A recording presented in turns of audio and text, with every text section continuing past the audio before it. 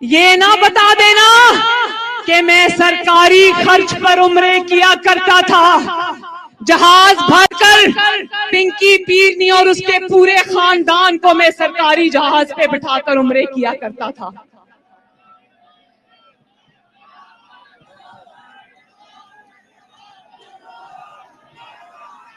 मेरे भाइयों, जरा हाथ उठाकर बताना, जानते हो ना फराह गोगी कौन है? फराह खान यानी कि इमरान खान। आज एक नया किस्सा सुनो जिसके सबूत आज टीवी की स्क्रीन पर चल रहे थे। ध्यान से सुनना कि किस तरह हमें अमर बिल मारूफ का सबक पढ़ाकर ये कहते हैं ना, विच्चों विच्चों खाई जाओ तो रौला पाई जाओ।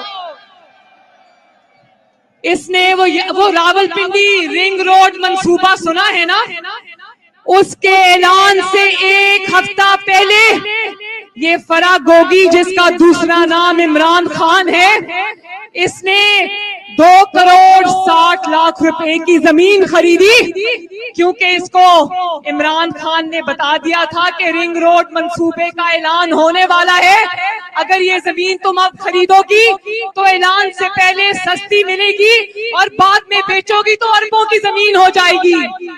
इसने वो जमीन 200 केनाल जमीन खरीदी और जैसे ही वो स्कैंडल बाहर आया, 1 अरब रुपए की बेच के दौड़ गई, रातों रात दुबई फरार हो गई और इमरान खान ने इसको रातों रात दुबई फरार कराया।